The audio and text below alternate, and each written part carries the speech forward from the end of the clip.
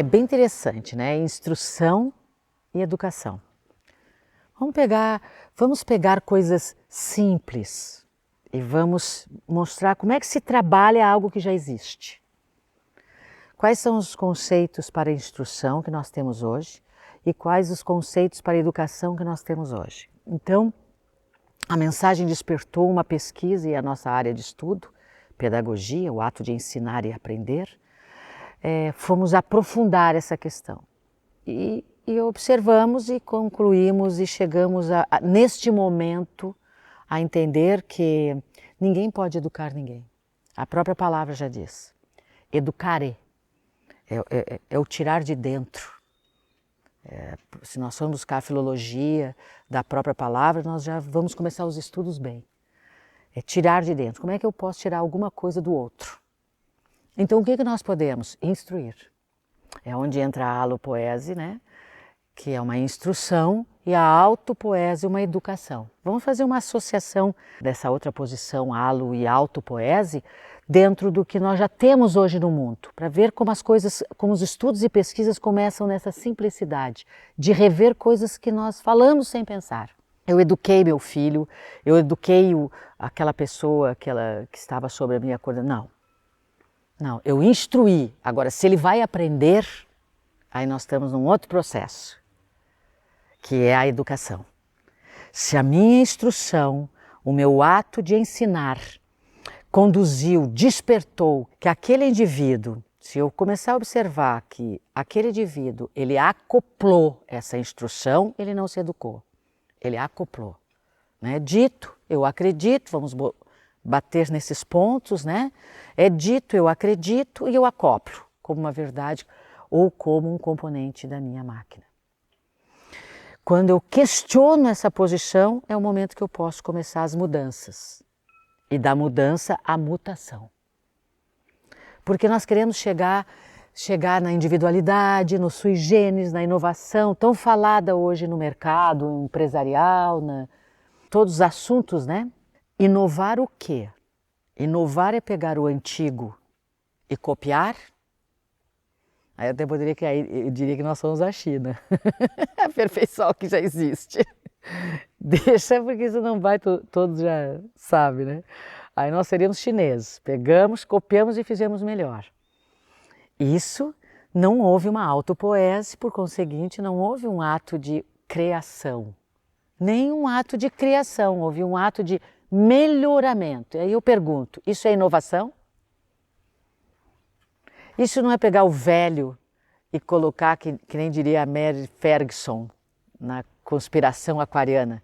Isso não é pegar a borboleta ou a lagarta, né? E colocar asas na lagarto e dizer que é uma borboleta? Então, será que isso é um ato de inovar? Se não houve uma inovação, se não houve uma mutação, se não houve uma eugenia de si próprio, não de alguém fazendo em nós, mas de si próprio, em si mesmo, não há uma inovação. Há os mesmos atos repetitivos comportamentais com mudanças de atuações comportamentais. Não houve uma mudança celular, porque isso exige que está engramado aquele hábito, aquele vício. Quando a Zahir coloca que eu brincava muito nas minhas falas e falava errado e ficou aquilo engramado. Não quer dizer que eu não conheça a língua portuguesa. Então eles chamam as pérolas da Zahir, né? Porque aquela forma de brincar com as pessoas, de tornar comum o eruditismo, tornar mais simples, não comum, mas tornar mais simples, acabou criando um hábito que precisa ser revisto agora. Não há mais necessidade desse tipo de trabalho. A própria humanidade já está mais preparada para que não precisamos brincar tanto com as coisas, certo?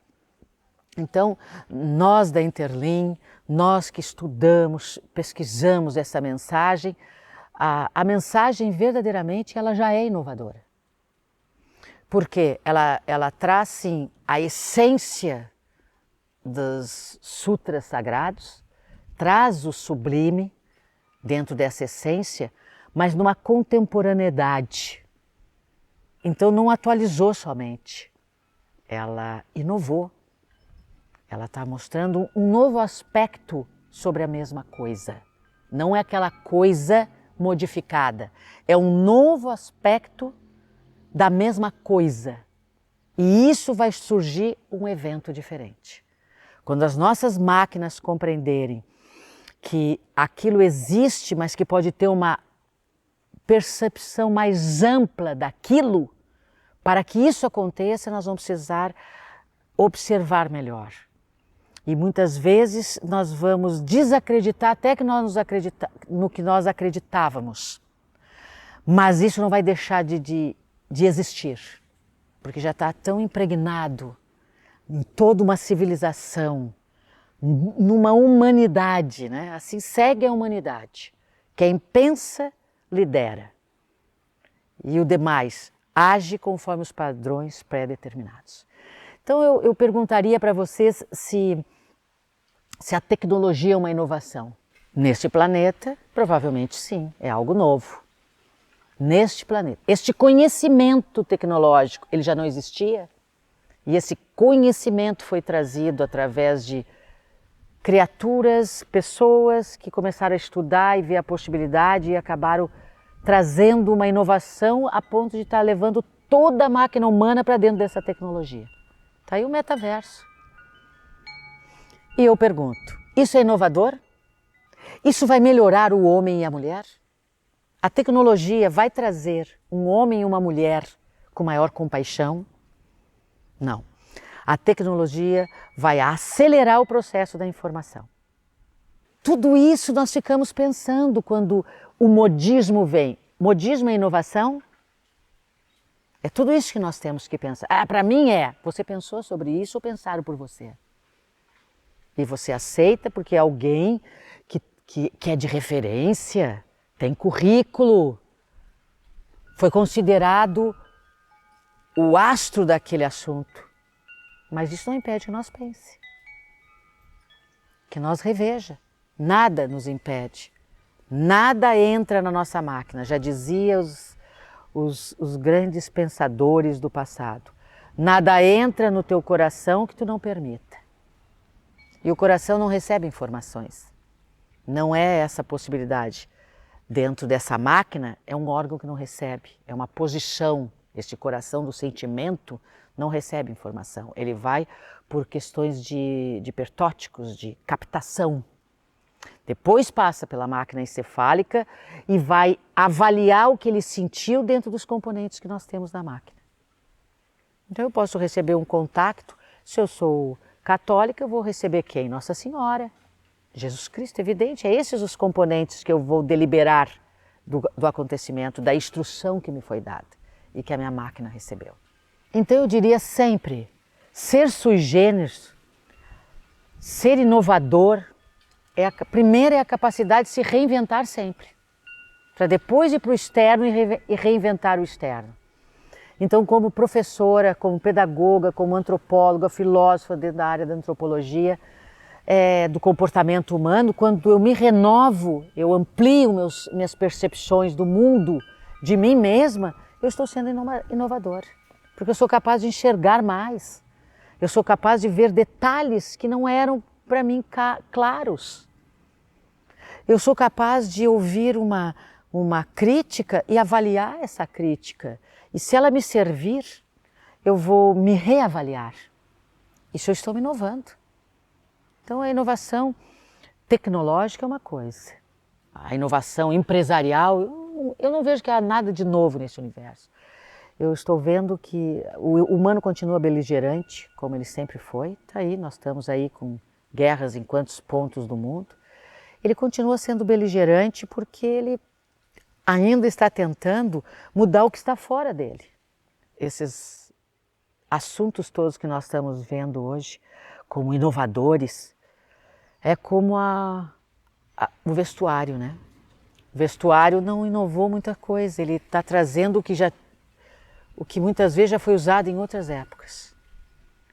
Ao meu ver, e dentro de toda essa percepção da mensagem, eu diria que Nós podemos mudar o mundo, mas se nós não mudarmos a nós mesmos, nós não teremos um mundo verdadeiramente diferente, uma realidade diferente, ou uma realidade mais expansiva que abranja outras dimensões. E se abranger outras dimensões,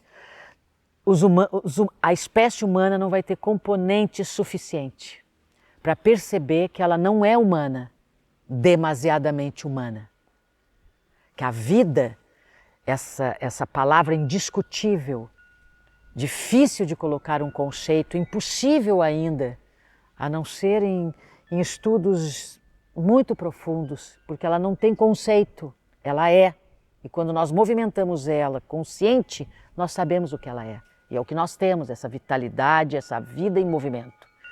E o comportamento não é uma renovação, é uma mudança de comportamento.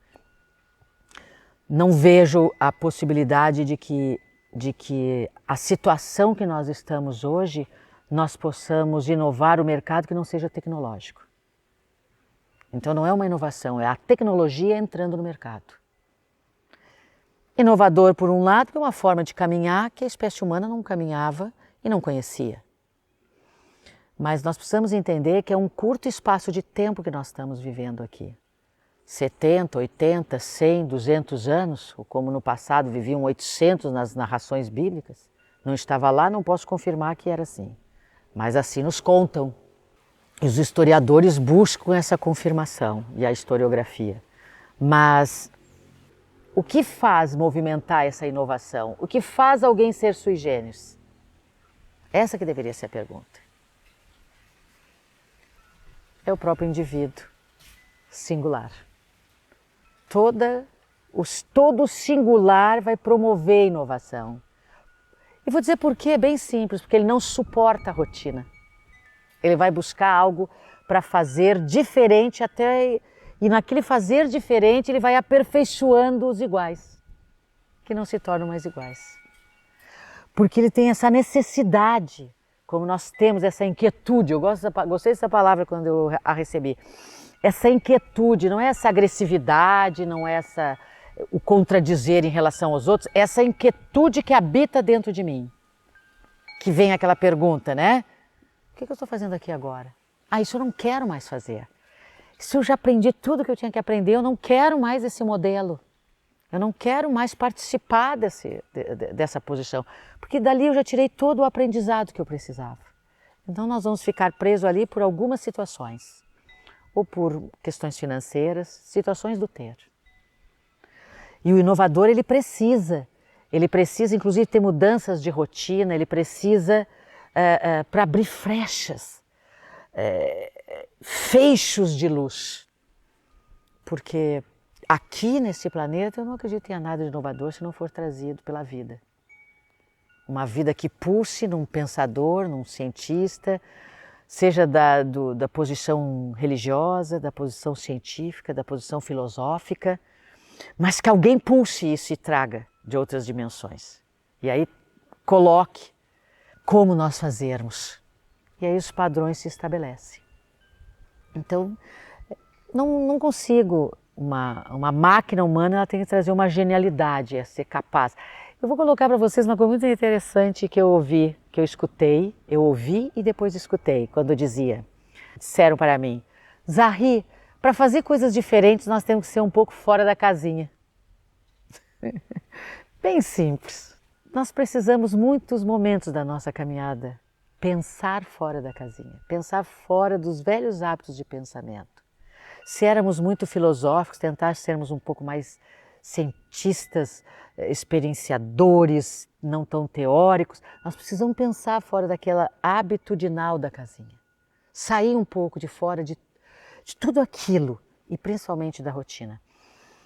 Como cortar a rotina, eu vejo, o ato de instruir, o ato de receber as informações, que eu vejo muito importante. Quando nós recebemos uma informação, o que nós vamos fazer com ela? O que o comportamento humano e a máquina humana faz? Ela vai adaptar as sinapses dos componentes que ela tem na máquina. Ela precisa adaptar, porque os olhos precisam de uma dedução do encéfalo, né, da psique humana, que chamam tantos nomes, o cérebro, vamos lá.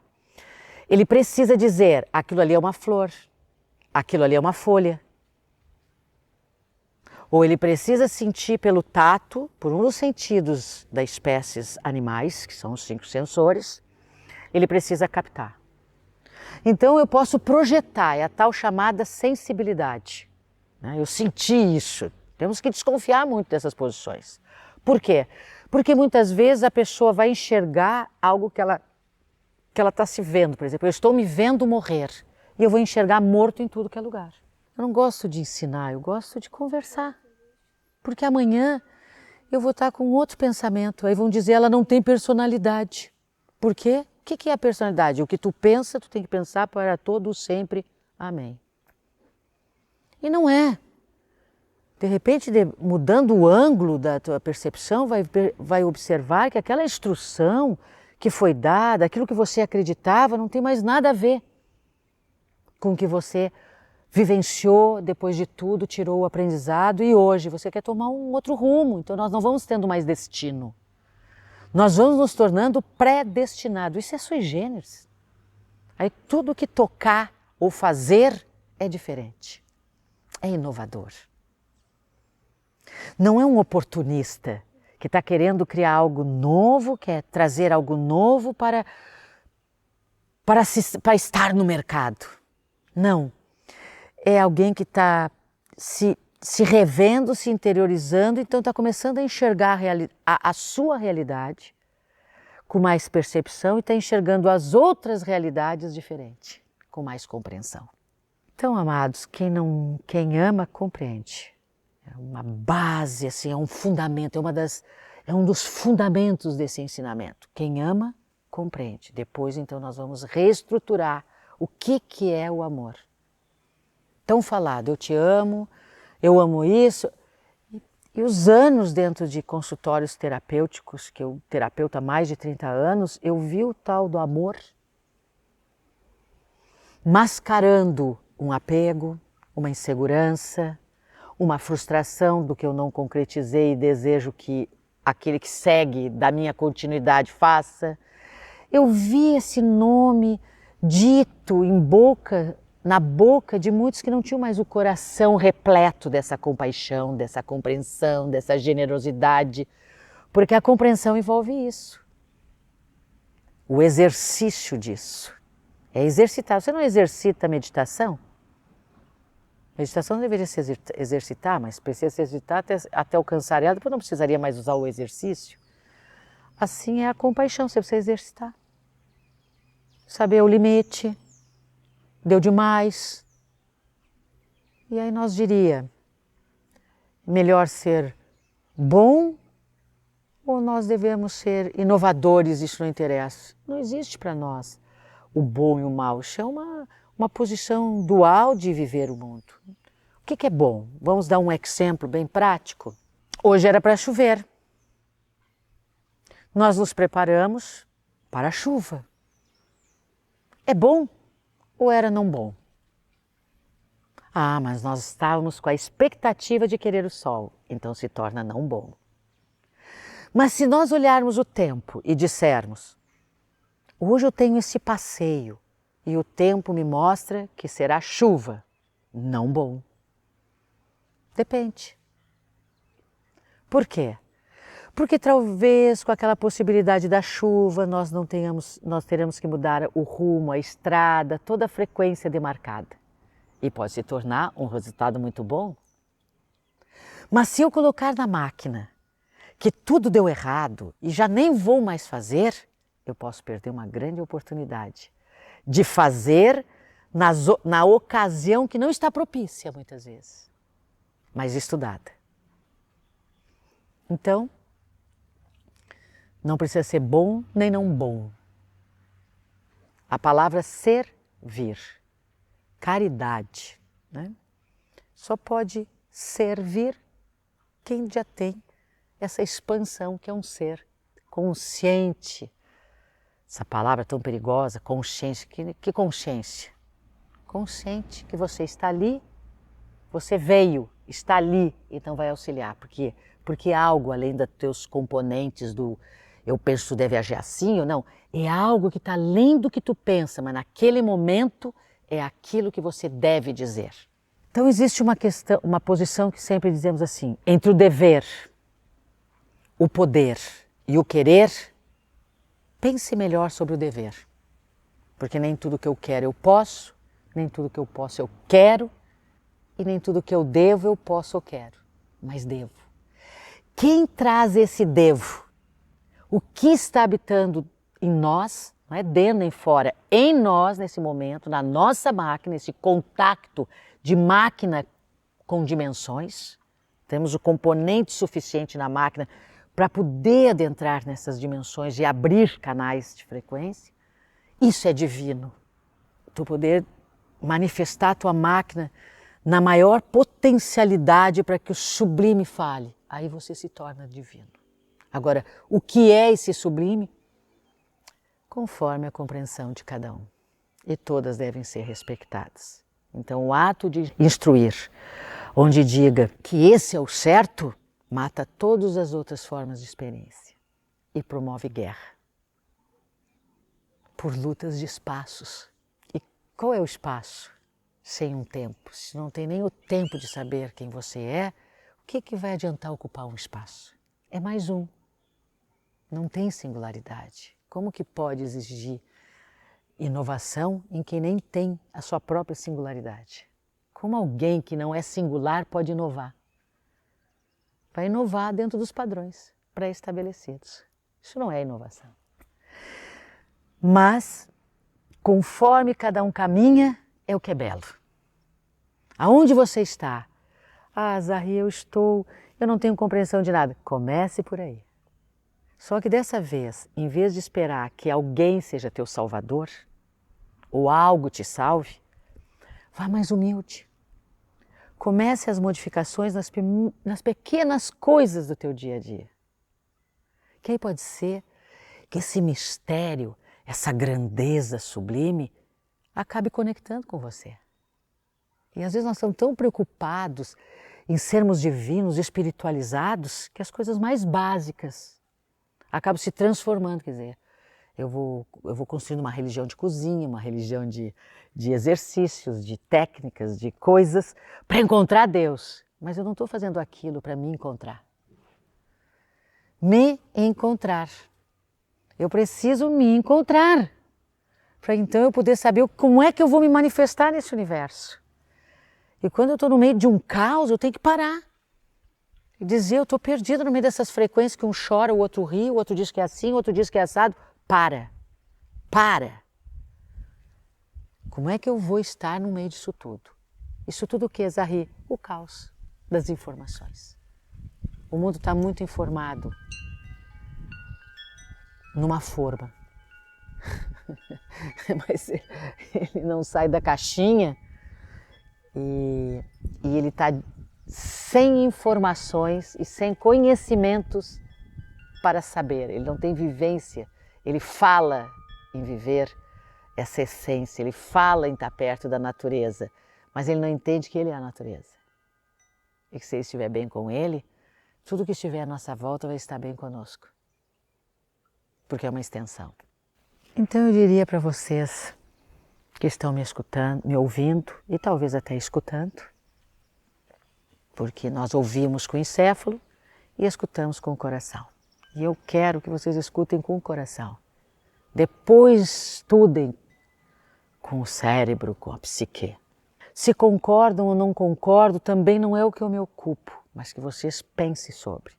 Porque aquele que odeia pensa tanto quanto aquele que diz que ama. Enquanto você, quanto a pessoa, quanto nós estamos ocupados com o que nós devemos de fazer para os outros, para o mundo, nós deixamos de nos ocupar com a coisa mais importante.